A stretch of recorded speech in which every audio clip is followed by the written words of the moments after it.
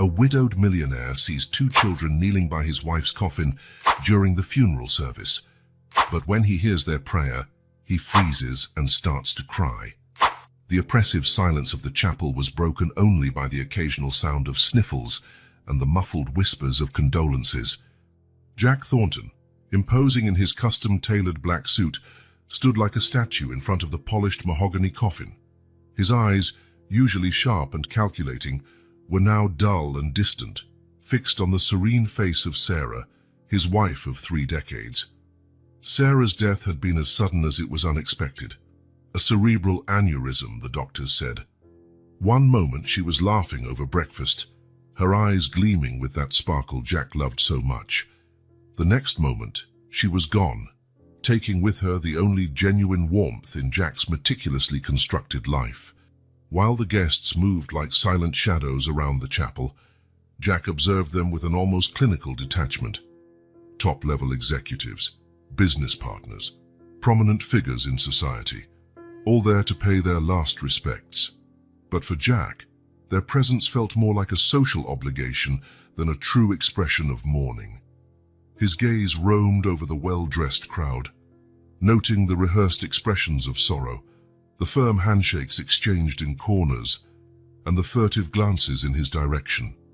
Jack knew this world, this game of appearances and connections. He had mastered it over decades, building an empire that made him one of the richest and most influential men in the country. But now, standing before Sarah's lifeless body, all of that felt empty, meaningless. Loneliness hit him like an overwhelming wave, threatening to consume him completely. Sarah had been his safe harbor, his anchor in a world of boundless ambitions and fierce rivalries. With her, he could just be Jack, not the feared business magnate his reputation suggested. A sudden movement at the chapel entrance caught his attention, momentarily pulling him out of his somber thoughts. 2 small figures slipped inside, as silent as shadows. Jack blinked, certain his eyes were deceiving him. They were children. 2 ragged children who looked woefully out of place amid the luxury and solemnity of the funeral. The girl, who couldn't have been more than 5 years old, clutched the hand of a boy even younger. Their hair was messy, their clothes worn and stained. The contrast with the impeccably dressed attendees couldn't have been more striking. Jack felt the shocked stares of the guests turn toward the little intruders. He noticed someone begin to move, likely about to call security to remove the children. But before anyone could act, the scene took an even more surprising turn. With a determination that defied their frail appearance, the children walked down the center aisle. Their steps were hesitant but resolute, their eyes fixed on the coffin ahead. Silence in the chapel became absolute, as though everyone collectively held their breath. Reaching the coffin, the 2 children knelt in perfect unison. The older girl closed her eyes, her small hands coming together in prayer. The boy, clearly following his sister's lead, did the same, though his eyes stayed open, shifting between Sarah's serene face and the astonished faces around him. Jack, who had watched the scene with a mix of confusion and fascination, took a step forward, almost instinctively. That was when he heard the girl's voice, trembling but clear. "Dear Aunt Sarah," she began, her childish voice laden with an emotion that made Jack's heart clench. "Thank you for all the kindness you gave us, for the tasty sandwiches you always brought, for the warm clothes in winter, and for the hugs that made us feel safe." Jack's world seemed to spin. Aunt Sarah. His Sarah? He looked around, expecting to see the same shock on everyone else's faces, but they looked just as perplexed as he was. The girl continued, her voice gaining strength. "Michael and I will miss your smiles and the stories you told us. I promise I'll take good care of him, just like you taught me." Jack felt his legs weaken. He leaned on the coffin, his gaze darting between Sarah's serene face and the 2 kneeling children. How was this possible? Sarah had never mentioned these children. She had never spoken about visiting poor neighborhoods or performing personal acts of charity. Little Michael, apparently emboldened by his sister, added in his tiny voice, "Aunt Sarah, I liked it when you tickled my tummy. Are you gonna tickle the angels now? It was as though a dam burst inside Jack. The tears he had fought so hard to contain since Sarah's death announcement now flowed freely. He couldn't stop looking at the children, at their innocent faces marked by both sadness and gratitude. Meanwhile, whispers began to spread through the chapel. Who were these children? How did they know Sarah? Why did no one else know about them? Jack could feel the curious stares and the speculations starting to form, but none of that mattered at the moment. All Jack could think about was Sarah, her secretive smile when she left for her personal appointments, the times he found her frowning at some inexplicable stain on her expensive clothes. How many secrets had his wife kept? How many lives had she touched without his knowledge? The children finished their impromptu prayer and stood up. The girl, Emily, as Jack now knew, looked directly at him. Her big, expressive eyes seemed far wiser than her years. For a moment, Jack had the strange feeling that she could see right through him, perceiving the confusion and pain he was trying so hard to hide. "Are you Uncle Jack?" she asked, her small voice clear in the silent chapel. "Aunt Sarah talked a lot about you. She said you had a big heart, but sometimes you forgot to use it." Those words hit Jack like a punch to the gut. He found himself unable to respond, his throat tight with emotion. Emily, apparently taking his silence as confirmation, went on. "She said one day we would meet you. That you'd like us, even if it took you a while to realize it." Jack dropped to his knees, now at the children's eye level. His world had been turned upside down. Everything he thought he knew about Sarah, about their life together, was being rewritten right before his eyes. Michael, the younger boy, approached Jack with the guileless innocence of a 3-year-old. Without hesitation, he reached out and touched Jack's face, his tiny fingers tracing the path of tears. "Don't cry, Uncle Jack," he said, his childish voice full of concern. Aunt Sarah didn't like it when people were sad. That simple gesture, that pure display of empathy, was too much for Jack. He pulled both children into a tight embrace, sobbing openly now. He no longer cared about appearances or what others might think. In that moment, he was just a grieving man, discovering an entirely new side of the woman he had loved for so many years. The guests watched the scene with a mixture of shock and emotion. Some began to cry as well, moved by this unexpected display of vulnerability from the powerful Jack Thornton. As he embraced Emily and Michael, Jack felt something shift inside him. It was as though a door he hadn't known existed had opened. The pain of losing Sarah was still there, sharp and fierce. But now there was something else, a sense of purpose, a connection to something bigger than himself. Slowly, Jack pulled away, looking into the eyes of Emily and Michael. Would you like to tell me more about Aunt Sarah?" he asked, his voice husky with emotion. Emily nodded, a small smile brightening her sad face. "Aunt Sarah used to say, 'The best stories are the ones we live, not just the ones we tell.' She lived a lot of beautiful stories, Uncle Jack." In that moment, in front of his wife's coffin and with 2 children he had just met in his arms, Jack Thornton made a silent promise. He would honor Sarah's memory not just by maintaining his business empire, but by uncovering and continuing the secret work she had done. Sarah Thornton's funeral, which had begun as a solemn and formal event, turned into something far deeper and more meaningful. And for Jack, it was the start of a journey that would change his life forever. As he stood up, still holding Emily and Michael's hands, Jack looked once more at Sarah's serene face. For the first time since her death, he felt a flicker of peace. Sarah might be gone, but her legacy of love and compassion lived on. Now it was up to him to discover and honor that legacy. The chapter ends with Jack, Emily, and Michael hand in hand before the coffin, a powerful image of unlikely unity and a preview of a new phase in everyone's life. The guests, still shocked, began to disperse, murmuring among themselves about what they had just witnessed. And Jack, for the first time in days, felt a renewed sense of purpose, even in the midst of his grief. Sarah's funeral was over, but for Jack Thornton, a new journey was just beginning. As the last guests left, throwing curious looks at the two ragged children now clinging to his hands, Jack found himself immersed in a whirlwind of conflicting emotions and thoughts. Emily, the 5-year-old girl, looked up, her big brown eyes filled with a mixture of sadness and expectation. "What happens now, Uncle Jack?" she asked, her small voice firm. Jack swallowed hard, realizing he didn't have a ready answer. His meticulously organized and controlled world had been turned upside down in a matter of minutes. He glanced at Michael, the 3-year-old boy who was now idly fiddling with a loose button on his worn jacket. "Now," Jack began, surprised by the determination in his own voice, "now you come with me."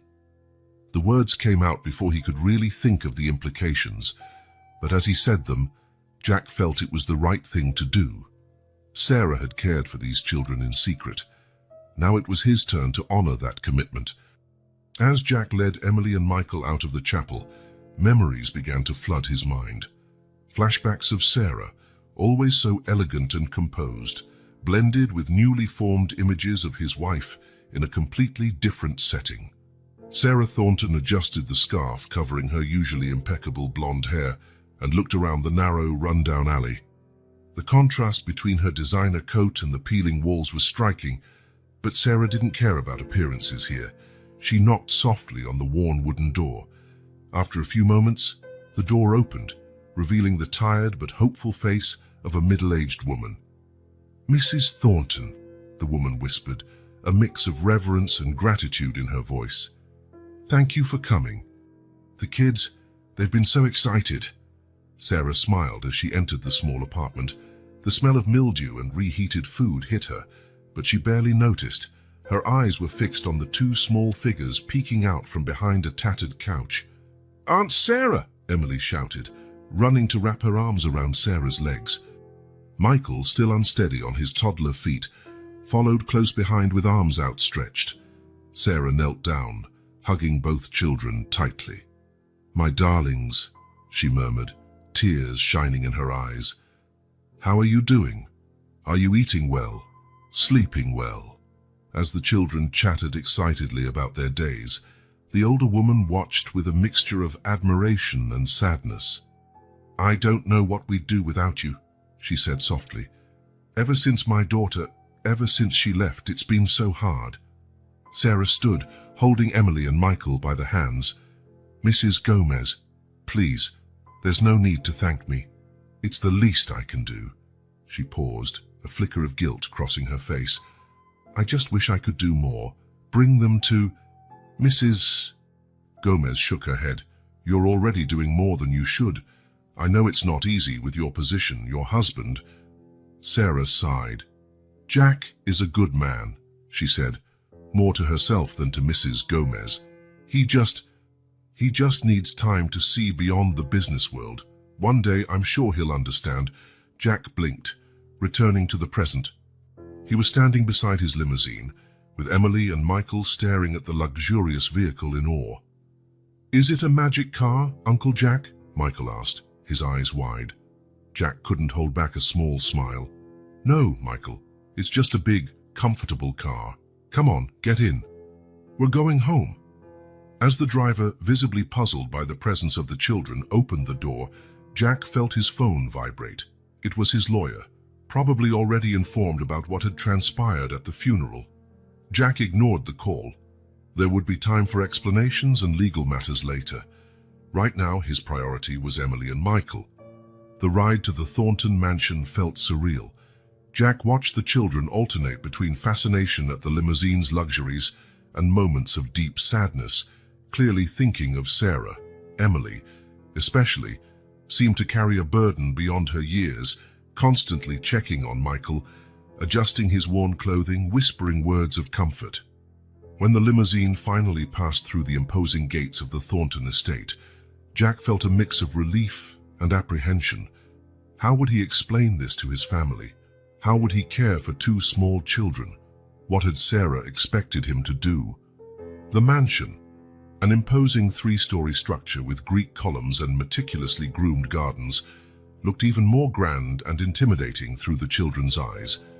Emily and Michael gaped as they got out of the car, clinging to each other in awe. "Uncle Jack," Emily whispered, her voice trembling, "is this where you live?"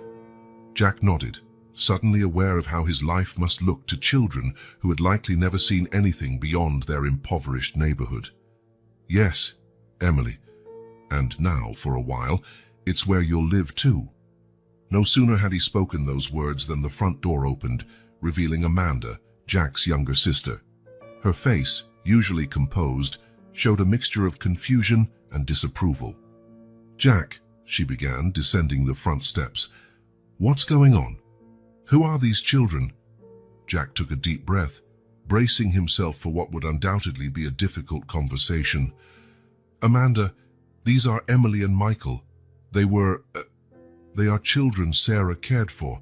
They'll be staying with us for a while." The shock on Amanda's face was evident. "Cared for, Jack? What are you talking about? Sarah never mentioned—" "I know," Jack interrupted, his voice firmer than he felt inside. "There's so much we didn't know about Sarah, but now isn't the time for that. These children just lost someone very important to them. They need a place to stay, and this is their place now." Amanda opened her mouth to protest, but something in Jack's expression stopped her. She looked at Emily and Michael, noticing their frightened eyes and threadbare clothes. Her features softened slightly. "Well," she said finally, "I suppose we should bring them inside. They look like they need a bath and clean clothes." Jack nodded, grateful for his sister's small concession. He turned to the children, holding out his hands. "Come on, Emily, Michael. Let's go in and get you settled." As they walked through the grand entrance hall, with its marble floors and crystal chandeliers, Jack couldn't help noticing the stark contrast between the luxury around him and the two small figures clinging to his hands. It was a vivid reminder of the two worlds Sarah had connected, and now it was up to him to do the same. The hours that followed were a whirlwind of activity.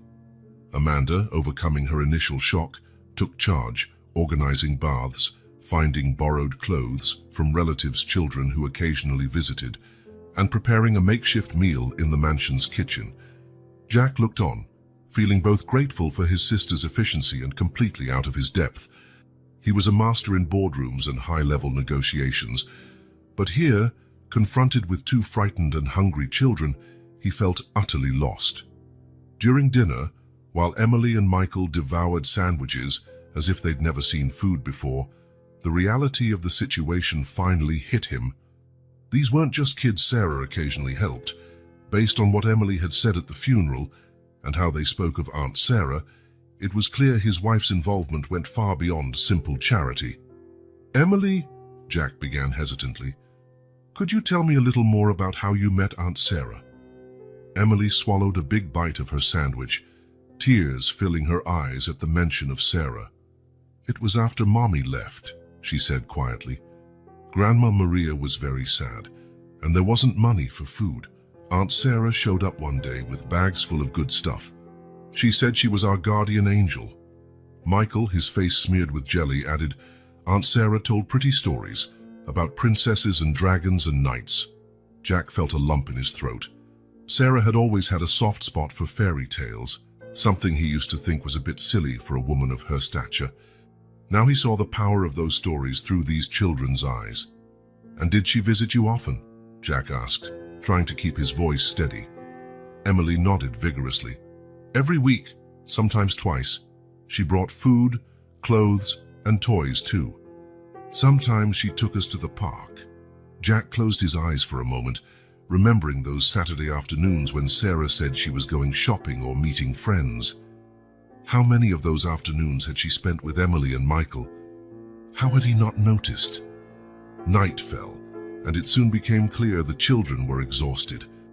The day had been emotionally draining for everyone, but especially for Emily and Michael.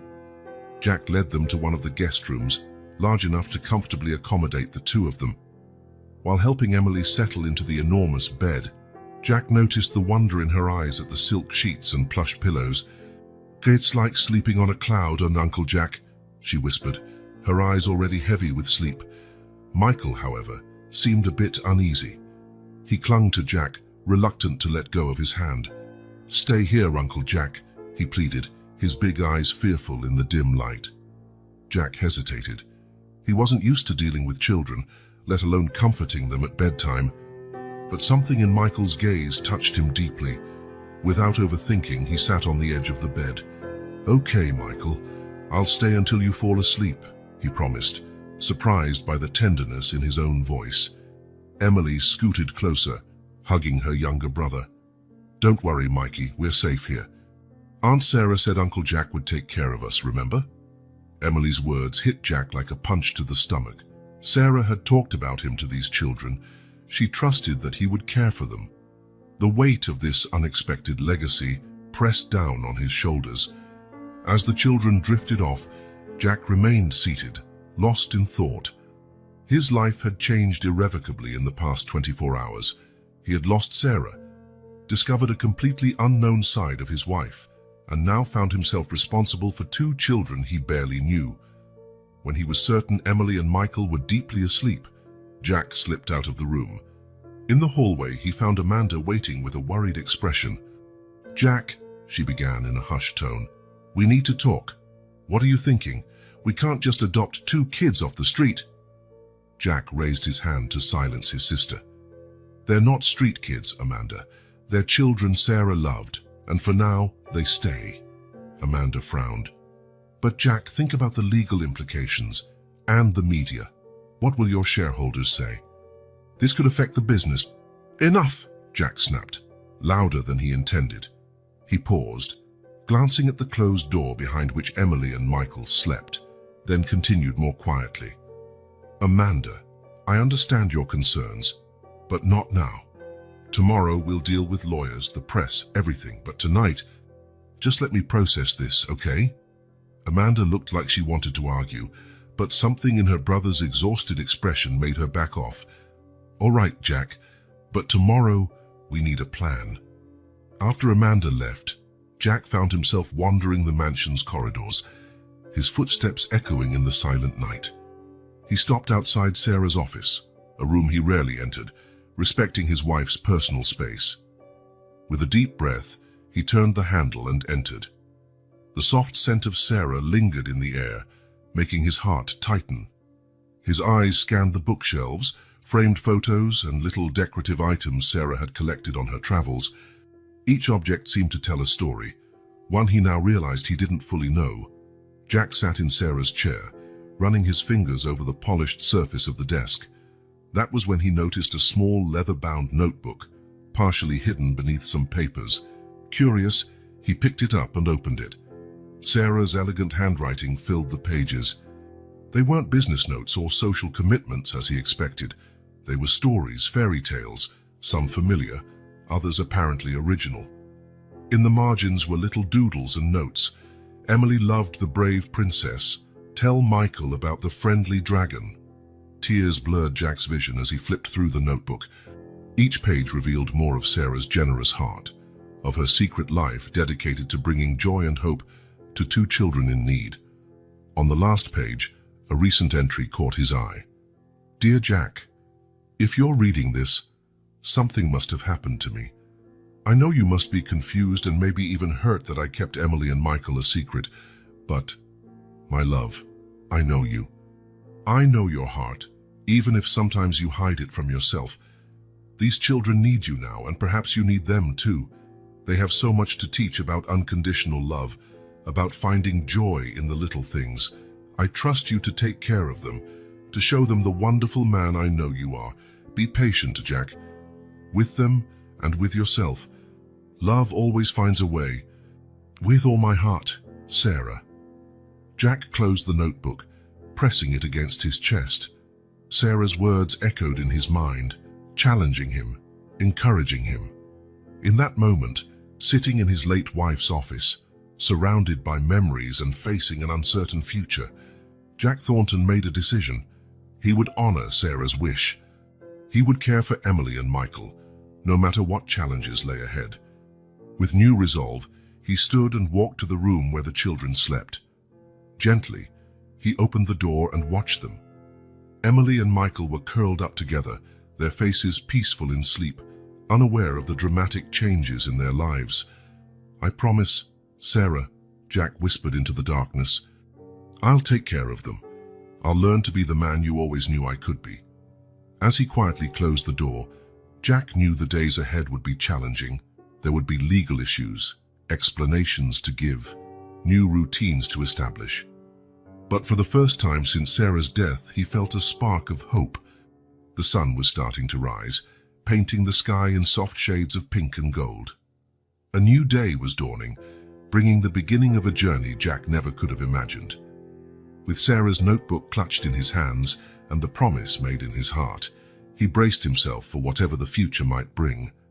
The chapter ends with Jack returning to his own room, exhausted but resolute.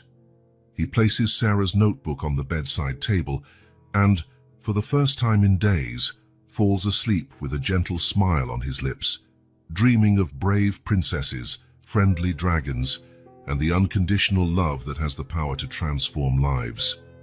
In the weeks following Emily and Michael's arrival at the Thornton mansion, Jack found himself juggling his business responsibilities and his new role as the children's guardian. As he struggled to establish a routine and tackle the daily challenges of caring for two small kids, a growing restlessness gnawed at him. There were so many unanswered questions about Emily and Michael's past, and about Sarah's involvement in their lives. Determined to uncover more, Jack decided to hire a private investigator. After a careful selection process, he chose Elena Rodriguez, a former police detective known for her discretion and efficiency. "I want to know everything," Jack instructed Elena in his office, away from the children's curious ears. "Where they came from, who their parents are, how Sarah found them. But most importantly, I want to make sure they're safe here with me."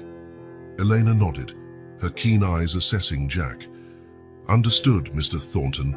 I'll conduct a thorough but discreet investigation. We don't want to alarm the kids or draw unwanted attention." While Elena began her investigation, Jack continued his own search for answers at home. One afternoon, while the children played in the garden under the watchful eye of the newly hired nanny, he decided to explore Sarah's office more thoroughly. During this search, Jack found Sarah's diary, hidden in a false-bottomed desk drawer. With trembling hands, he opened the leather-bound book, immediately recognizing his wife's elegant handwriting. The first entries dated back almost 2 years, describing Sarah's initial encounter with Emily and Michael. "Today I saw the true meaning of resilience. Two little souls, abandoned by fate, yet with an unquenchable light in their eyes. Emily, so protective of her little brother. Michael, I can't just ignore them, I have to do something." As Jack turned the pages, Sarah's plan unfolded before his eyes. She not only provided food and clothes, but was actively involved in the children's education and emotional well-being. Emily has a natural talent for drawing. Her sketches are incredible for someone so young. I brought her some colored pencils today. Her eyes sparkled like stars. Michael's, on the other hand, seems to have a musical ear. He was tapping out a complex rhythm on an old tin can. "I need to find a way to nurture these talents." Jack paused, recalling how Emily often drew on any scrap of paper she could find, and how Michael always seemed to be humming or creating rhythms with random objects around the house. Sarah had noticed these gifts long before he had. Continuing to read, Jack discovered Sarah had ambitious plans for the children's future. "I spoke to my lawyer today. I'm setting up a trust fund for Emily and Michael. I can't adopt them legally without raising questions, but I can secure their financial future." Jack wouldn't understand now, but someday, I hope he'll see how special these kids are. Tears blurred Jack's vision. Sarah had planned everything, thinking about the children's future, even as he remained unaware of their existence. Memories of times with Sarah began flooding his mind, taking on new meaning in light of these revelations. The Saturday afternoon she spent shopping. The mysterious phone calls she took in private, the time she seemed distracted during business dinners, all of it made sense now. Jack recalled one night in particular, about a year ago, when Sarah came home later than usual, her eyes red from crying. "What's wrong, dear?" he had asked, concerned. Sarah offered a sad smile. "Sometimes, Jack, the world can be so unfair to the innocent, but there's also so much kindness, so much hope. I just wish you could see what I see." At the time, he had attributed her emotional state to some charity event she often attended. Now he realized it likely had everything to do with Emily and Michael. As Jack pondered these newly contextualized memories, his phone rang. It was Elena. "Mr. Thornton, I have some preliminary information about the children," she said, her tone professional but tinged with concern. "I managed to trace their background to a neighborhood on the east side of the city. Their grandmother, Maria Gomez, has been their legal guardian since the children's mother disappeared about 3 years ago." Jack felt a knot in his stomach. "And their father?" "We don't have concrete information about him yet," Elena replied, "but there's something else you should know.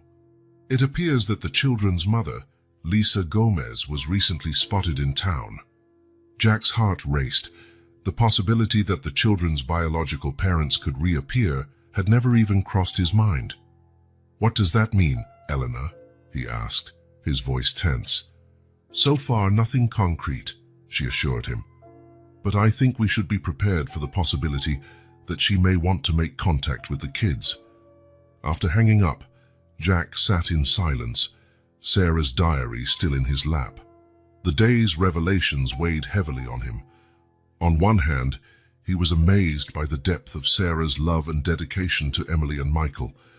On the other, the prospect of their biological parents' potential return filled him with an apprehension he hadn't expected to feel. Looking out the window, Jack saw Emily and Michael playing in the garden, their laughter echoing across the estate. In just a few weeks, these children had become a vital part of his life, filling a void he hadn't realized was there. With a deep sigh, Jack stood, determined to protect and care for Emily and Michael no matter what the future held. He had made a promise to Sarah, and now more than ever, he was committed to keeping it. The weeks turned into months, and life at the Thornton mansion settled into a new rhythm. Jack, Emily, and Michael were slowly adjusting to their new reality, forming a family dynamic that, while unconventional, brought a sense of comfort and belonging to all. On a sunny Saturday morning, Jack was in the garden, watching Emily draw, while Michael played with a toy drum set he had recently bought. The children's laughter mixed with birdsong, creating a symphony that warmed Jack's heart.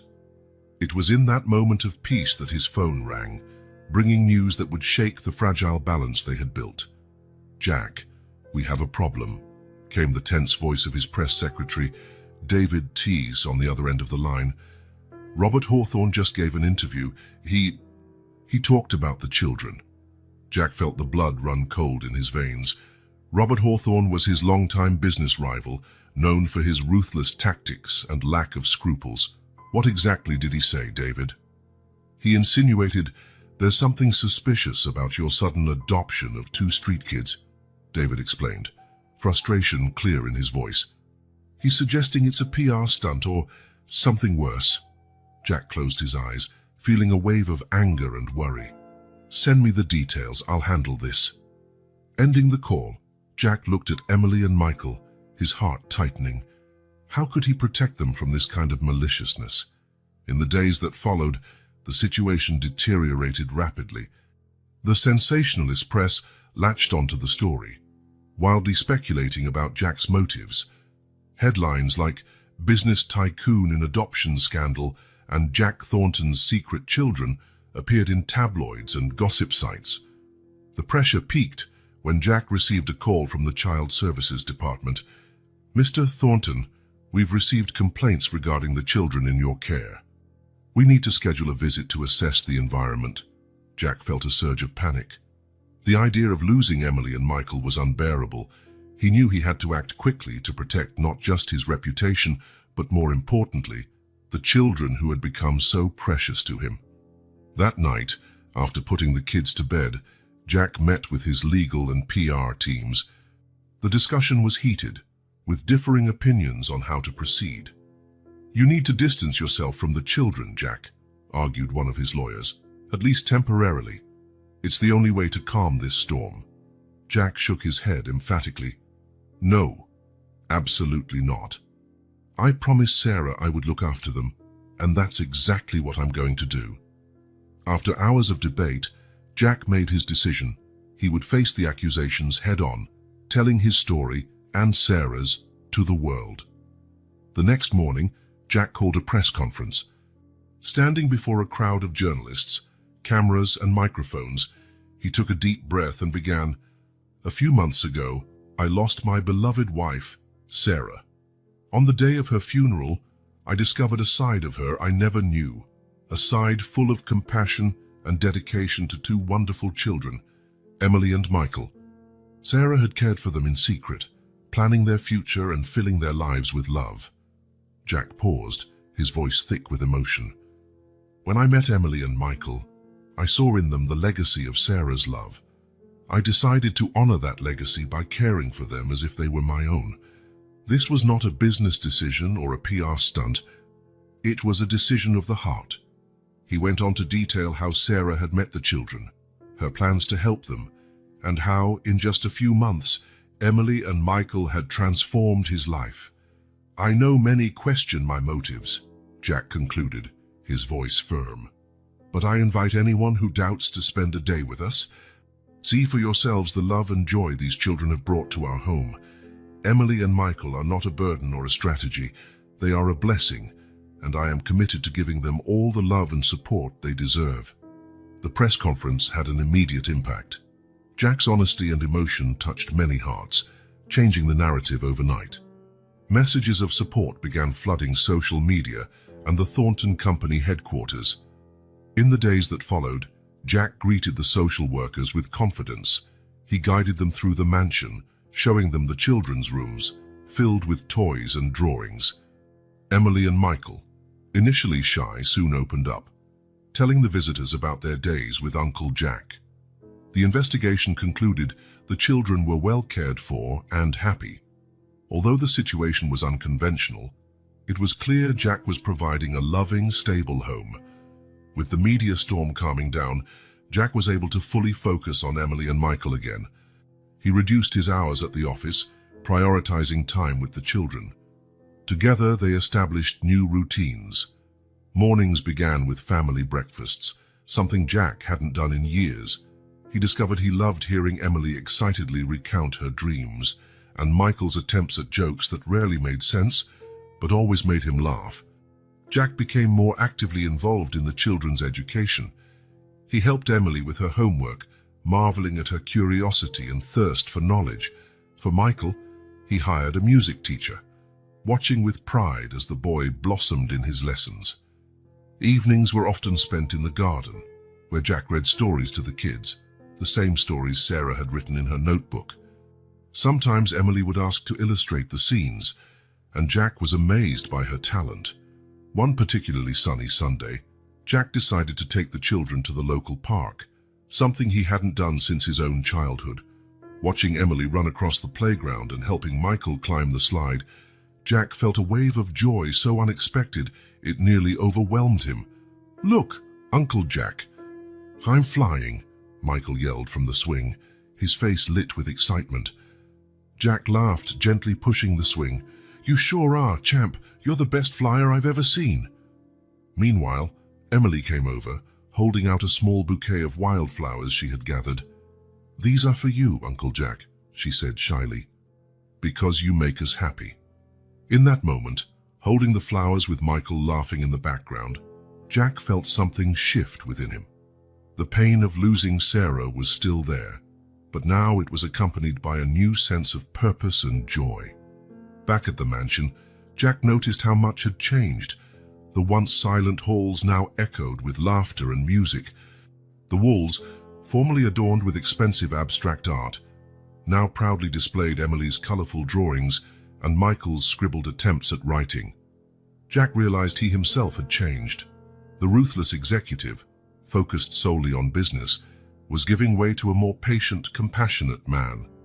He found himself smiling more often, laughing more easily, and finding delight in the simplest things: a well-done drawing, a new word learned, a spontaneous hug. One night, as he tucked the children into bed, Emily looked up at him with her big brown eyes. "Uncle Jack," she asked sleepily, "do you think Aunt Sarah is happy in heaven watching us?" Jack felt a lump in his throat. "I'm sure she is, sweetheart," he replied gently. "I think she's very, very happy." After turning off the lights and quietly closing the door, Jack paused in the hallway, gazing at a photo of Sarah. "Thank you," he whispered, gently touching her smiling face in the frame. "Thank you for showing me what really matters." That night, lying in his bed, Jack reflected on the past few months. The journey hadn't been easy, and he knew there would still be challenges ahead. The shadow of the children's past lingered, with unresolved questions about their biological parents. But for the first time in a long while, Jack felt truly at peace. Through Emily and Michael, he had rediscovered love, joy, and purpose. With a smile on his lips, Jack drifted off to sleep, eager for whatever the new day would bring: more laughter, more discoveries, and more precious moments with his new family. Early one morning, while a faint dawn light filtered into Jack's office, his phone rang. Elena Rodriguez's name appeared on the screen, making his heart race. The private investigator rarely called so early unless she had found something significant. "Mr. Thornton," Elena's voice was steady on the other end. "I've located Emily and Michael's biological parents." Jack felt the air leave his lungs. After months of searching, the truth was finally coming to light. "Tell me everything, Elena," he said, bracing himself. "Their names are Mary and John Alvarez," Elena began. "They didn't die, as was initially believed. In fact, they abandoned the children about 3 years ago, leaving them with their maternal grandmother, Maria Gomez." Jack closed his eyes, trying to process the information. "Why did they do it?" Elena hesitated briefly. "Mr. Thornton, it's not a pretty story. Mary and John were in dire financial straits at the time. They both lost their jobs and, well, they developed substance abuse problems. It reached a point where they couldn't care for themselves, let alone 2 kids. Anger simmered inside Jack. How could anyone abandon such wonderful children? But he forced himself to remain calm, knowing there was more to hear.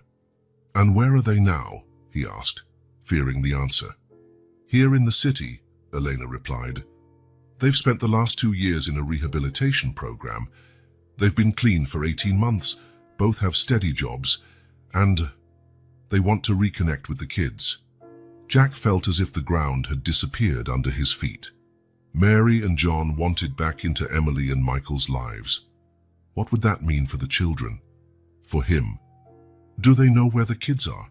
Jack asked, his voice tight. "Not exactly," Elena explained. "They returned looking for Maria Gomez, but learned she had passed away. Neighbors told them the children had been taken in by a wealthy, kind lady. They've been trying to track the kids down ever since." Jack thanked Elena for her work and ended the call, his mind a whirlwind of thoughts and emotions. He walked to the window and watched Emily and Michael playing happily in the garden, unaware of the storm brewing. The moral dilemma before Jack was immense. On one hand, Emily and Michael had the right to know their biological parents, to understand their origins. On the other, they had endured enough trauma and abandonment already. Would it be fair to subject them to more uncertainty? Jack spent the following days in agony, weighing his options. He consulted child psychologists, lawyers, and even prayed to Sarah's spirit in his nighttime reflections. Finally, he decided he would be honest with the children and plan a supervised meeting with Mary and John. One calm afternoon, Jack gathered Emily and Michael in the living room. His heart ached as he saw the trust shining in their eyes, knowing he was about to rock their world once again. "Emily, Michael," he began softly, "remember how we talked about families and how they can be different?" Emily nodded solemnly, while Michael toyed distractedly with a small car. "Well," Jack continued, choosing his words carefully, "I found out something about your family. Your parents, they aren't gone like we thought. They're alive, and they'd really like to meet you." The silence that followed was deafening. Emily froze, her big brown eyes wide with shock. Michael, sensing the tension, stopped playing and looked between Jack and his sister in confusion. But Grandma Maria said," Emily began, her voice trembling. Jack knelt in front of her, taking her small hands in his. "I know, sweetheart. Your grandmother probably didn't know the whole truth. Sometimes adults make mistakes and hard choices. Your parents went through a very difficult time, but now they're better and want to be part of your lives again." "They didn't want us before," Emily said, tears sliding down her cheeks. "Why do they want us now?" Jack's heart broke at the pain in Emily's voice. He pulled both children into a tight hug, feeling Michael start to cry, more from confusion than understanding. "Sometimes people do wrong things when they're struggling," Jack explained gently. "But that doesn't mean they didn't love you. Your parents made mistakes, but now they want to try to make things right." Over the next few days, Jack worked tirelessly to prepare the children and organize the meeting. He hired a child therapist to help Emily and Michael process their emotions and brace for what lay ahead. At last, the day of the meeting arrived. Jack chose a quiet park, a neutral space where everyone could feel comfortable. He arrived early with the children, Emily clutching his hand tightly while Michael held onto his leg. When Mary and John Alvarez showed up, Jack felt a wave of conflicting emotions. The couple looked nervous but determined. Mary, a petite woman with Emily's brown eyes, was visibly trembling. John, tall and lean, with Michael's dark hair, wore a serious expression, though his eyes shone with anticipation. "Emily, Michael," Jack said softly, "these are Mary and John, your parents." The moment that followed was tense and emotional. Emily studied the couple with a mix of fear and curiosity, while Michael hid behind Jack's legs, peeking out timidly. Mary spoke first, her voice thick with emotion. "Hello, my loves. You've grown so much." Emily took a hesitant step forward. Are you really our mom?" Mary nodded, tears streaming down her face. "Yes, sweetheart. It's me. And I'm so sorry I left." John knelt down to the children's level. "We know we hurt you," he said, his voice rough. "We understand if you're angry or scared, but we really want to be part of your lives again, if you'll let us."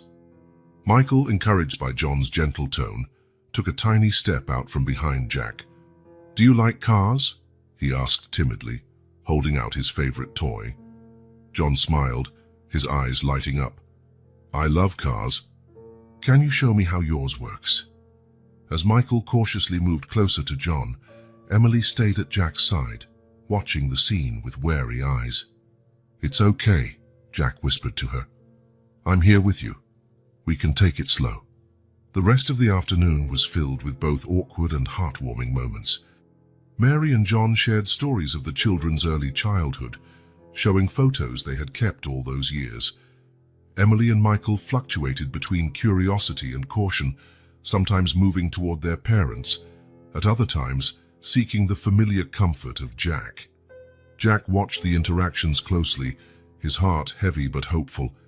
He could see genuine remorse in Mary and John's eyes, a sincere desire to reconnect with their kids. At the same time, he noticed how Emily and Michael, despite initial fear, seemed drawn to their parents, as though a part of them had always known something was missing. As the sun began to set, signaling the end of the visit, Jack felt a decision crystallize in his heart. He would support the gradual reconnection of this family while remaining a constant support figure for Emily and Michael. "It was nice to meet you," Jack said to Mary and John as they prepared to leave. "If you agree, I'd like to arrange more visits like this. We can go slowly at the children's pace." Mary and John readily agreed, gratitude evident on their faces. "Mr. Thornton," Mary said, her voice trembling, "we can't thank you enough for everything you've done for our children. We know we don't deserve a second chance, but I promise we'll do everything we can to be the parents Emily and Michael deserve." Jack nodded, feeling a mixture of emotions. "They're amazing kids," he said. "They deserve all the love and support they can get." As Mary and John walked away, Jack knelt to face Emily and Michael. "How are you feeling?" he asked gently. Emily bit her lip, thoughtful. "They seem nice," she said slowly. "But you'll still be our Uncle Jack, right?"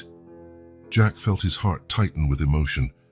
"Always," he promised, pulling both children into a hug. "I'll always be your Uncle Jack no matter what." Michael, tired from the day's emotions, yawned and snuggled into Jack's arms. "I liked John," he mumbled sleepily. "He makes funny car noises." Jack chuckled softly, picking Michael up and extending his free hand to Emily. As they walked back to the car, he reflected on the day's surprising events. The future was still uncertain. There would be challenges ahead, adjustments to make, emotions to process. But Jack was determined to navigate these unfamiliar waters with all the love and support he could offer. That night, after tucking the kids into bed, Jack sat alone in his office, staring at a photo of Sarah. "I hope I'm doing the right thing," he whispered to her smiling image. "Help me guide them through this, my love." And so, a new chapter began in the lives of Jack, Tata, Emily, and Michael, a chapter of healing, reconciliation, and redefining what it meant to be a family. Jack knew the road ahead would be complex, but he was ready to face each challenge, one day at a time, with love and determination. In the weeks following that first meeting between Emily, Michael, and their biological parents, Jack threw himself into developing a careful, comprehensive reintegration plan. He knew the process would be delicate and potentially emotional for everyone, especially the children. Jack started by consulting social workers and child psychologists. He wanted to ensure every step was taken with Emily and Michael's well-being in mind. After several meetings and discussions, Jack hired a dedicated team: Dr. Olivia Martinez, an experienced social worker, and Dr. Sarah Chen, a child therapist.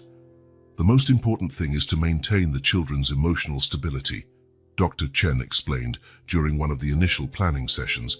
"We need to move at their pace, not ours." Jack nodded, absorbing every word. "How do we ensure that?" Dr. Martinez spoke up. "I suggest starting with short, supervised visits, maybe once a week.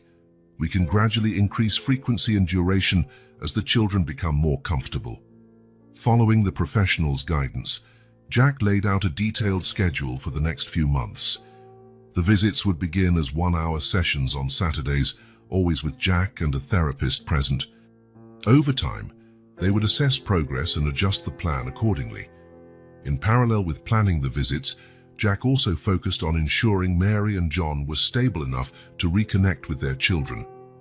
He knew financial struggles had contributed to their earlier abandonment and was determined to remove that obstacle. One sunny afternoon, Jack invited Mary and John to his office.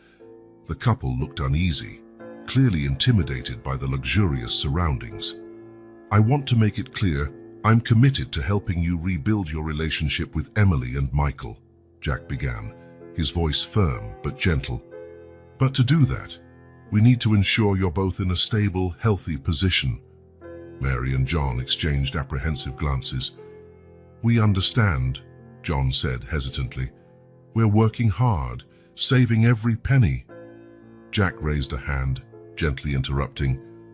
"It's not just about money. I want to offer comprehensive support, financial, emotional, and practical.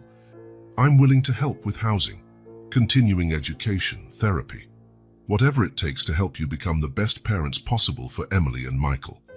Tears welled up in Mary's eyes. "Why would you do that for us? After everything?" "I'm not doing it for you," Jack replied honestly. "I'm doing it for Emily and Michael. They deserve parents who are healthy and stable, and if I can help make that happen, I will." In the months that followed, the reintegration plan started to take shape. The supervised visits became a weekly ritual. Jack watched with mixed emotions as Emily and Michael slowly let their guards down around Mary and John. At first, interactions were awkward and tense.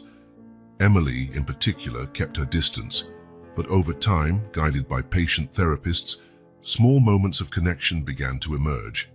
In one memorable visit, about 2 months into the process, Michael excitedly ran to show John a new trick he had learned with a ball. The genuine smile on the boy's face when his father praised him made Jack's heart twist with both happiness and a tinge of something he couldn't fully name. Visits gradually grew longer and more frequent. Saturday mornings turned into full Saturdays. Then Wednesday afternoons were added. Jack made sure his schedule was always clear for these times, determined to be there for Emily and Michael at every step. As he observed the slow but steady progress of reintegration, Jack began to reflect on the bigger picture. How many other families were going through similar situations? How many children could benefit from a structured, well-supported reunification program? One night, after putting Emily and Michael to bed, Jack sat in his office, an idea forming in his mind. He picked up a notepad and began sketching plans for a foundation, an organization that could provide resources, support, and guidance for families undergoing reunification. As he worked on his initial draft, Jack felt a sense of purpose that went beyond his personal situation with Emily and Michael. He envisioned a way to turn his experience into something that could help countless other families. The road ahead was still long and uncertain. Jack knew there would be challenges, setbacks, and difficult moments. But looking at the photos of Emily and Michael on his desk, alongside a picture of Sarah, he felt renewed determination. This wasn't just the end of a chapter. It was the beginning of something much bigger, a journey of healing, reconciliation, and hope extending far beyond the walls of the Thornton mansion. Fall had arrived, painting the trees on the Thornton estate in shades of red and gold. Jack watched through his office window as Emily and Michael played happily with Mary and John, their laughter ringing through the crisp autumn air. It was yet another supervised Saturday visit, and Jack couldn't help but smile at the progress everyone had made in recent months. However, his smile soon faded into a grimace when another wave of dizziness overtook him. He leaned against his desk, breathing deeply until the sensation passed. These spells had been happening more often in recent weeks, accompanied by persistent fatigue that seemed to sap his energy. "It must just be stress," he muttered to himself, trying to quell the growing worry. After all, the past few months had been emotionally intense and exhausting. But when Amanda, his sister, found him stumbling in the hallway a few days later, the concern in her eyes was unmistakable. "Jack, this isn't normal," she insisted, gripping his arm to steady him. "You need to see a doctor." Reluctantly, Jack agreed to a full checkup. He tried to convince himself it was just a precaution, that it was probably nothing serious. But a small voice in the back of his mind whispered that something was wrong. On the day of the tests, Jack found himself lying in an MRI machine, the rhythmic thumping of the equipment echoing in his ears. He closed his eyes, thinking of Emily and Michael, of Mary and John, of the foundation he was planning. There was so much to do, so many lives to impact. He couldn't afford to be sick now. A week later, Jack was sitting in Dr. Roberts' office, his longtime physician. The grave look on the doctor's face made Jack's stomach drop, even before any words were spoken. "Jack, the results are in," Dr. Roberts began, his voice gentle but serious. "Unfortunately, they're not good news." The world seemed to slow as the doctor explained. "A brain tumor, a delicate location, immediate treatment necessary, an uncertain prognosis." Jack listened to the words, but they felt distant, as though being said to someone else. His mind reeled, trying to process the enormity of what he was hearing. "How long?" he finally managed to ask, his voice rough. Dr. Roberts hesitated. "It's hard to say, Jack. With aggressive treatment, we could be looking at months, maybe a year or more. Without treatment..." He didn't finish the sentence, but he didn't need to. The meaning was clear. Jack left the office in a daze, the weight of the diagnosis bearing down on him. He drove back to the mansion on autopilot, his mind a storm of thoughts and emotions. Upon arriving home, He was immediately greeted by Emily and Michael, their faces alight with innocent smiles. "Uncle Jack," Emily exclaimed, hugging his legs. "Guess what? We made cookies with Mary today." Michael raised his arms, asking to be picked up. "Want to try one more, Uncle Jack? They're so yummy." Jack forced a smile, lifting Michael while pulling Emily close. "Of course I do. Champs. Show me those delicious cookies." As the children dragged him toward the kitchen, chattering happily about their baking adventure, Jack felt a surge of emotion. How could he tell them? How could he leave them after everything they'd been through? The thought of causing Emily and Michael more pain was unbearable. That night, after the children were asleep, Jack locked himself in his office. He looked at Sarah's photo on his desk, wishing desperately she were there to advise and comfort him. "What do I do, Sarah?" he whispered to the picture. "How do I protect them from this?" It was then that Jack made a decision. He wouldn't tell anyone about the diagnosis, not yet anyway. He didn't want whatever time he had left to be overshadowed by pity and sadness.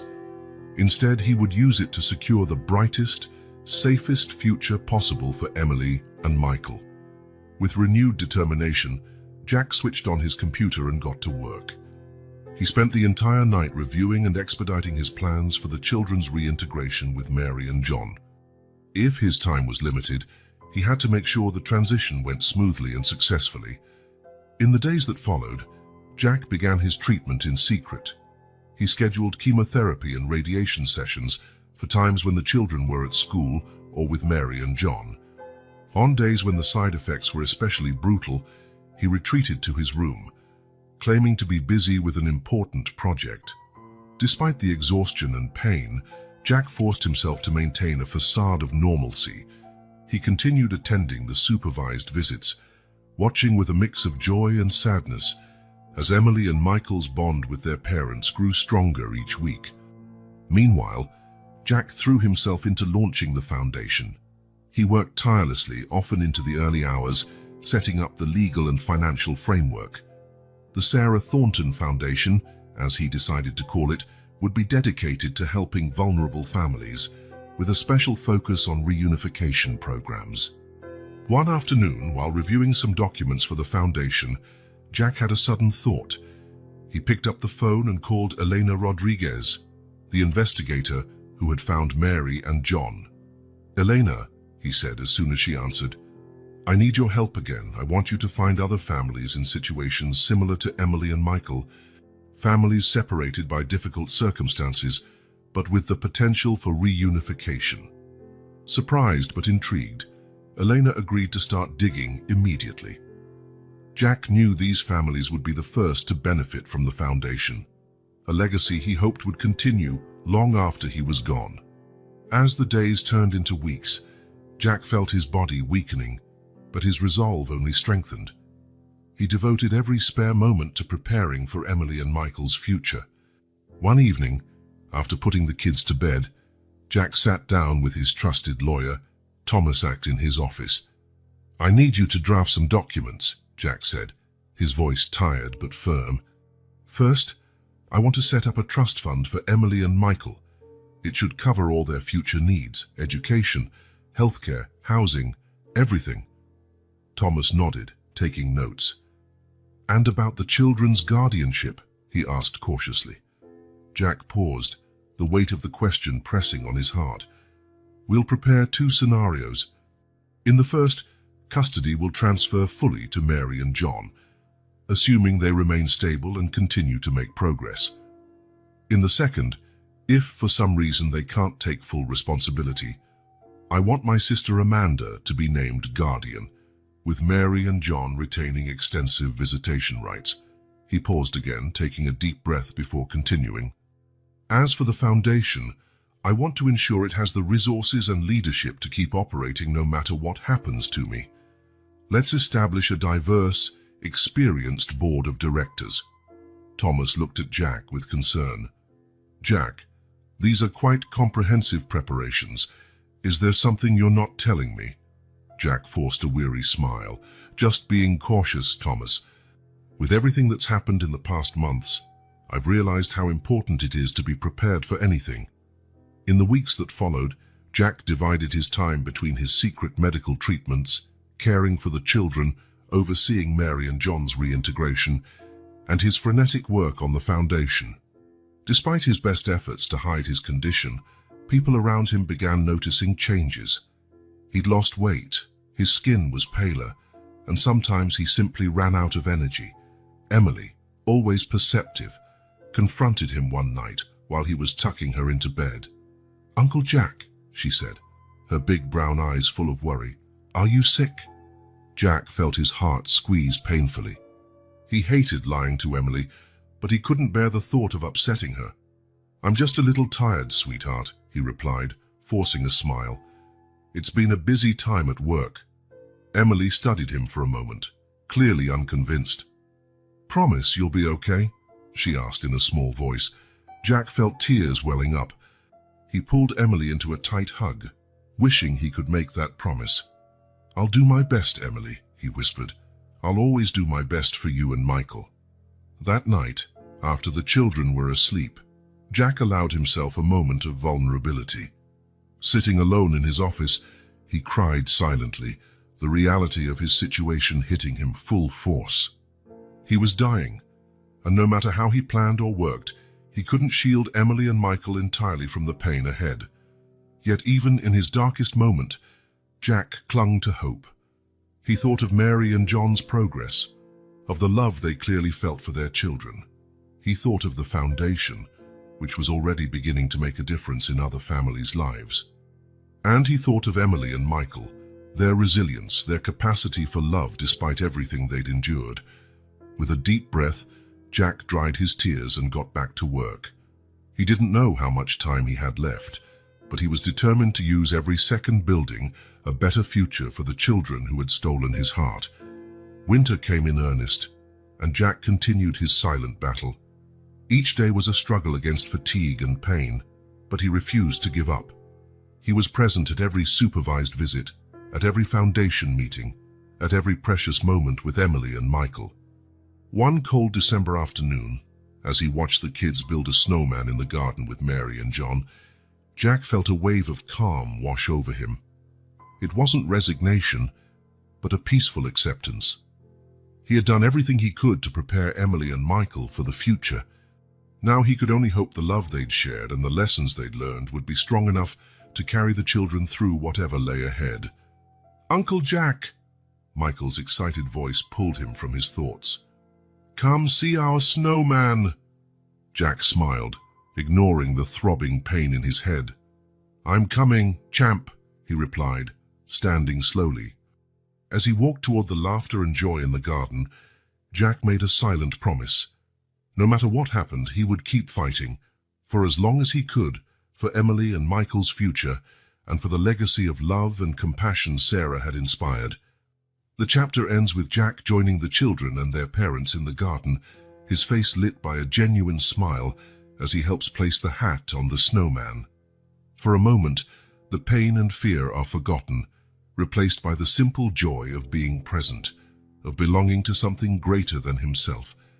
And in that moment, despite everything, Jack feels truly alive. Winter had fully settled in, covering the Thornton property in a blanket of white and quiet. Jack watched the snowflakes drift gently outside his bedroom window. Feeling the weight of months of secrecy and solitary struggle, he knew the moment he both feared and longed for had arrived. It was time to share the truth with his newly formed family. With a deep sigh, Jack picked up his phone and sent a message to Mary and John, asking them to come to the mansion that afternoon for an important talk. Then he called Amanda, his sister, requesting her presence as well. He would need all the support he could get for what he was about to do. The hours that followed seemed to drag on. Jack spent the morning with Emily and Michael, his heart clenching at every laugh, every spontaneous hug. How would their lives change after today? How could he protect them from the pain he was about to cause? By afternoon, Jack gathered everyone in the living room. Emily and Michael sat on the carpet, absent-mindedly playing with toys. Mary and John sat on the couch, exchanging worried looks. Amanda stood near the fireplace, her tension evident in her posture. Jack drew a deep breath, feeling the weight of all eyes on him. "Thank you for coming," he began, his voice hoarse. "I have something important to share with you."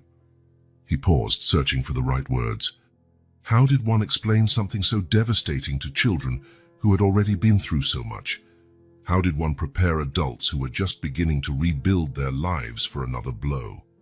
"A few months ago," Jack continued, his voice wavering slightly, "I found out I'm sick. It's a brain tumor."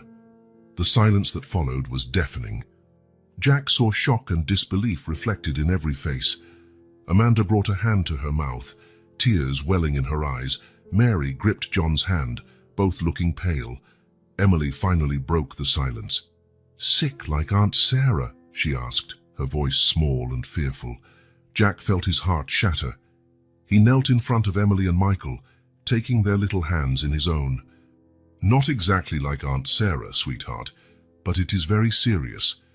The doctors are doing their best to help me get better." Michael, eyes wide with confusion, asked, "But you will get better, right, Uncle Jack?" Jack swallowed hard, fighting back tears. "I'm doing everything I can, champ, but I need you to know that, no matter what happens, I love you both very much. You've brought so much joy to my life." It was then that the floodgates opened. Emily threw her arms around Jack, sobbing uncontrollably. Michael, not fully understanding but sensing the gravity of the situation, joined the embrace, clinging to Jack's shirt. Mary and John rose from the couch and came closer. Mary, tears streaming down her face, laid a comforting hand on Jack's shoulder. "We're here for you, Jack," she said, voice trembling. "Whatever you need." John nodded firmly. "You've done so much for us, for our kids. Now it's our turn to give back." Amanda stepped into the group, kneeling next to her brother. "Why didn't you tell us sooner, Jack?" she asked softly, not accusing but genuinely concerned. Jack looked at his sister, a sad smile on his lips. "I didn't want to be a burden. I wanted to make sure everyone was settled before things got harder." The hours that followed were intense and emotional.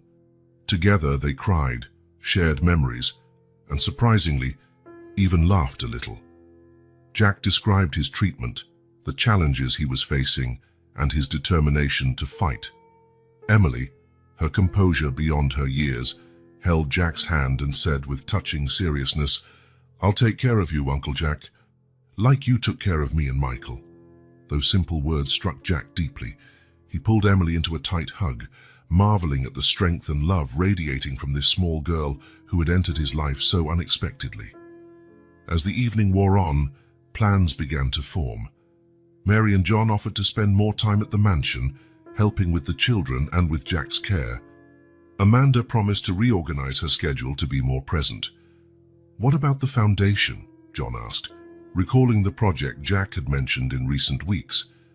Jack smiled, grateful for the question. "The Sarah Foundation," he explained, "is something I've been working on for a while. It's an organization dedicated to helping vulnerable families, especially those in the process of reunification." He paused, looking at each face in the room. "Actually, you were my inspiration. Seeing how our family came together, despite all the obstacles, I want to give others that chance too." Mary's eyes shone with emotion. "How can we help?" Jack felt a wave of gratitude wash over him. "Your experience, your stories, they could be invaluable to other families in similar situations. If you're willing, I'd like you to serve on the Foundation's advisory board." John and Mary exchanged looks, a silent understanding passing between them. "We'd be honored," John replied for both. In the days that followed, a new dynamic emerged at the Thornton mansion. Jack's revelation, instead of driving them apart, seemed to bind everyone closer. Mary and John began spending more time there, not just for scheduled visits, but to help with daily tasks and care for the children. Emily, in particular, took on the role of a little caregiver. She insisted on bringing Jack tea when he was tired, read him stories even if she stumbled over some words, and made sure to give him an extra hug every night before bed. Michael, though younger and less able to grasp the situation, showed his love in his own way. He often appeared in Jack's office with colorful drawings, proudly declaring, "Made this to make you happy, Uncle Jack." One afternoon, while Jack was resting in the sunroom, Emily approached with a photo album in her arms. "Can we look at this together, Uncle Jack?" she asked shyly. Jack smiled, making room for her on his armchair. "Of course, sweetheart." Together, they flipped through the album, filled with pictures from the past few months, photos of park outings, clumsy painting sessions, family dinners. In each picture, the love and joy were palpable. "You know, Emily," Jack said softly, "before you and Michael came into my life, I thought I knew what happiness was. But you showed me a completely different kind of joy." Emily looked at him with her big, serious eyes. "You made us really happy too, Uncle Jack. You gave us a family again." Her words echoed in Jack's mind in the days that followed. They gave him strength during his treatments, fueling his resolve to fight even harder. Meanwhile, the Sarah Foundation began to take shape. Even on days when he felt weak, Jack dedicated hours to the project. He made phone calls, organized meetings, and shared his vision with other business leaders and philanthropists. To his surprise, many responded enthusiastically. Jack's story of how he'd opened his heart and home to Emily and Michael touched people. Offers of financial and logistical support poured in. One day, while Jack was reviewing some foundation documents, Mary knocked gently on his office door.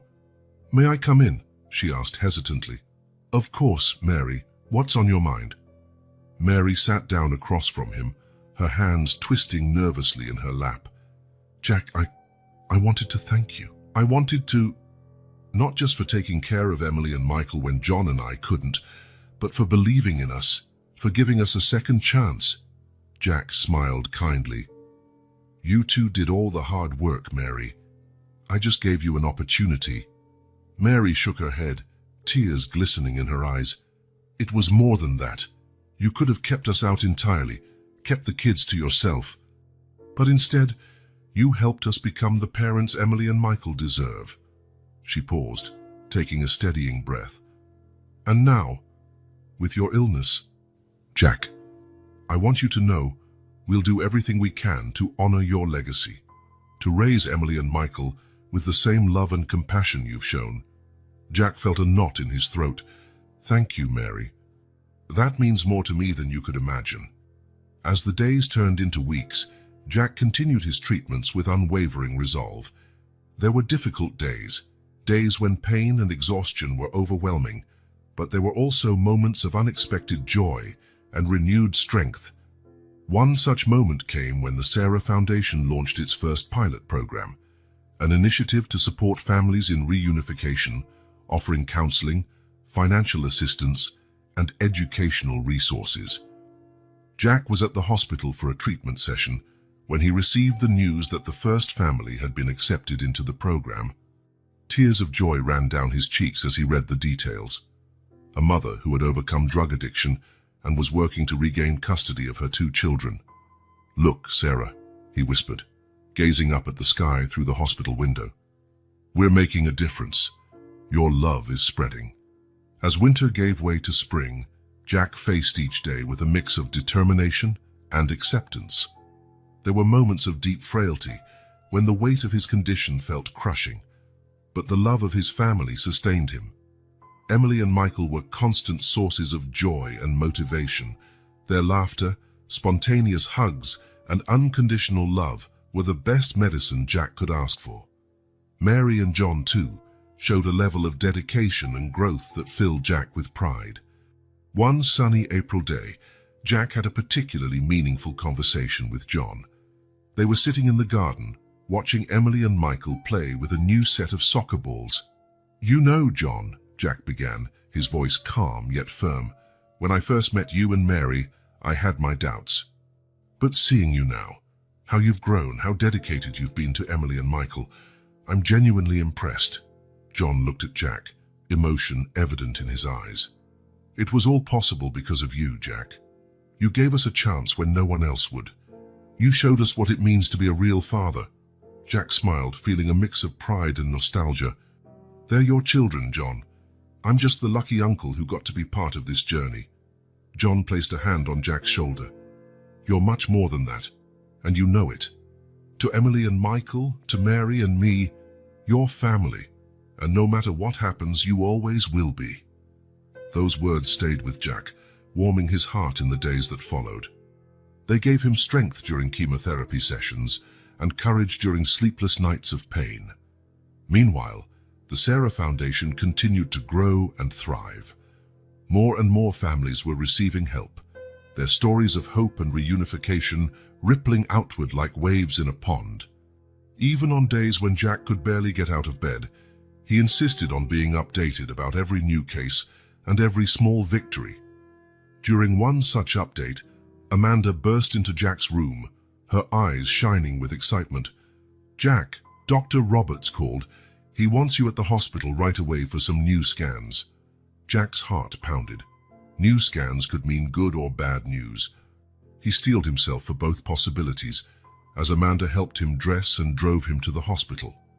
Once there, Jack underwent another round of tests. The hours of waiting felt endless.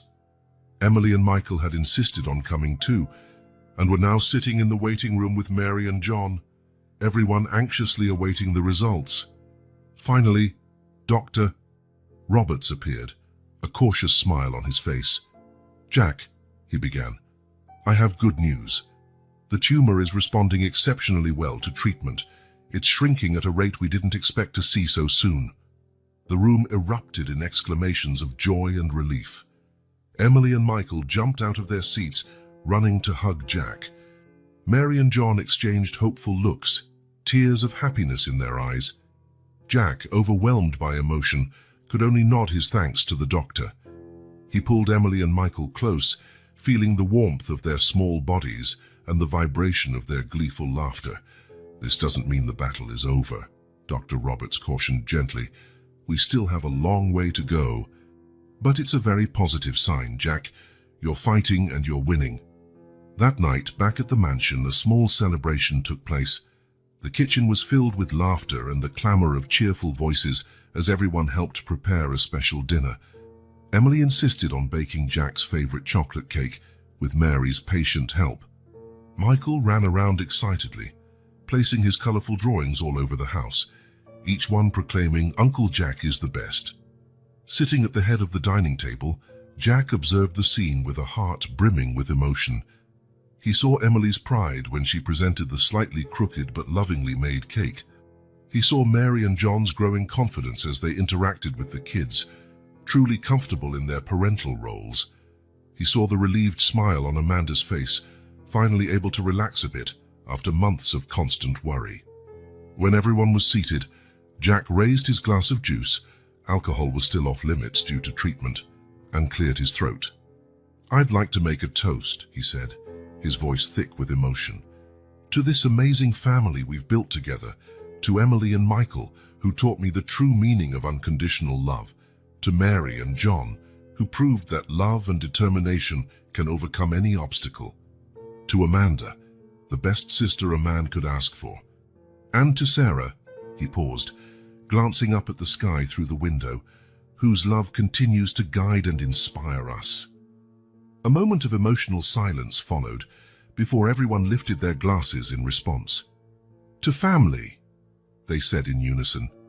Later, once the children were tucked into bed, Jack found himself alone in the garden, gazing at the stars. He thought about everything that had happened in recent months, the pain, the fear, and also the incredible joy and love he had experienced. "Thank you, Sarah," he whispered into the night, "for showing me this path, for giving me this family. I promise I'll keep fighting, keep loving, keep making a difference for as long as I can." A gentle breeze brushed against his face, almost like a comforting caress.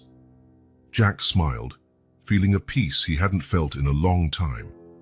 The future was still uncertain, and his battle against cancer was far from over. But in that moment, surrounded by the love of an unlikely family and strengthened by Sarah's memory, Jack knew he could face anything. The chapter ends with Jack returning inside the house, greeted by the warm smiles of Mary, John, and Amanda. As they settle in for a late-night cup of tea, making plans for the future and sharing stories, there is a palpable sense of hope in the air. Jack's journey, from a lonely businessman to a man surrounded by love and purpose, has reached a turning point, and although challenges still lie ahead, he will face them with the strength of a united family by his side. 6 months passed since that hopeful night at the Thornton mansion. Summer came and went, giving way to a golden autumn. The leaves on the trees around the Thornton estate had turned vibrant hues, creating a warm-toned carpet on the manicured lawn. Jack was sitting in his office, gazing out the window, when the phone rang. It was Dr. Roberts. With his heart pounding, Jack answered. "Jack," the doctor's voice came through the line, "I have great news. Your latest scans, you're in remission." The world seemed to pause for a moment. Jack felt tears of relief and joy rolling down his cheeks. "Thank you, doctor," he managed, his voice choked with emotion. "Thank you for everything." In the days that followed, word spread quickly. The Thornton mansion became a whirlwind of activity as a grand celebration was planned. Jack insisted it not just be a party for him, but a celebration of all the lives that had been touched and transformed over the past months. On the day of the party, the mansion's garden was unrecognizable. Bright tents were set up, tables laden with food dotted the lawn, and balloons swayed in the gentle autumn breeze. People from every part of Jack's life were there. Company executives, the medical staff who had treated him, families helped by the Sarah Foundation. At the heart of it all were Emily and Michael, running back and forth with radiant smiles. They had blossomed in recent months, their love for Jack growing alongside their renewed bond with Mary and John. "Uncle Jack! Uncle Jack!" Emily called, running toward him with Michael in tow. "Look at how many people came to see you!" Jack knelt, opening his arms to hug both children. "It's amazing, isn't it?" he said, smiling. "But you know what's even more amazing? Seeing you two so happy." Mary and John approached, their faces shining with pride and gratitude. "Jack," Mary began, "we don't even know how to—" Jack raised a gentle hand to interrupt. "There's no need to say anything. Seeing you four together, happy and healthy, is all I could ever ask for." The afternoon wore on with emotional speeches, laughter, and many joyful tears. Jack watched it all with a deep sense of gratitude. In a quiet moment, he found himself reflecting on the remarkable journey that had brought him here. As the sun began to set, painting the sky with pink and gold, Jack asked for everyone's attention. Standing on a small makeshift stage, he looked out at the sea of faces, his family, friends, colleagues, and those whose lives he had touched through the Sarah Foundation. "A little more than a year ago," he began, his voice clear and steady, "I was a different man. I thought I knew what success was, what mattered in life. Then in a single day, everything changed." He paused, his eyes finding Emily and Michael in the crowd. "Two incredible children entered my life and turned my world upside down. They taught me about unconditional love, about second chances, about the true strength of family." Jack continued, recounting the past months, the challenges, the joys, the lessons learned. He spoke about Sarah, about her legacy of love and compassion that had inspired the foundation. "Today," he concluded, "I want to announce that I will be dedicating the rest of my life to the Sarah Foundation. We will continue helping families, building bridges, offering second chances, because if I've learned anything on this journey, it's that love has the power to heal, to transform, and to create miracles." The crowd erupted in applause, many in tears. Emily and Michael dashed onto the stage, throwing themselves into Jack's arms. Mary and John joined them, forming a group hug that perfectly symbolized the new family they had become. A few weeks later, on a sunny autumn Saturday, Jack, Mary, John, Emily, and Michael decided to have a picnic at the local park. As Jack spread a checkered blanket on the grass, he watched the children laughing and running, chasing a brightly colored kite that John had brought. Mary sat down beside Jack, offering him a sandwich. "You know, she said softly. Sometimes I still feel like this is a dream. A year ago, I hardly dared to hope we could ever be a family again. Jack smiled, taking the sandwich. Life has a funny way of surprising us, doesn't it? They sat in companionable silence, watching John teach Emily and Michael how to fly the kite.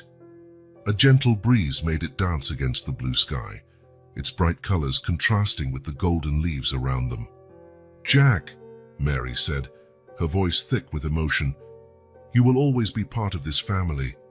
For Emily and Michael, you're as much a father as John and I are. I hope you know that." Jack felt a tightness in his throat. "Thank you, Mary, all of you. You've given me a new purpose, a new life." At that moment, Emily ran over, her hair flying in the wind. "Come on, Uncle Jack," she cried, tugging his hand. "Come fly the kite with us." Smiling, Jack stood and allowed Emily to lead him toward John and Michael. Together, the five of them held the kite's string, their laughter blending with the rustling of the autumn leaves. And there, in that park beneath a clear blue autumn sky, was living proof of Sarah's legacy, a family united by love, compassion, and a faith in second chances. Jack looked at the kite soaring overhead and felt a profound peace. He knew that no matter what the future held, the love they had built together would guide them through any storm.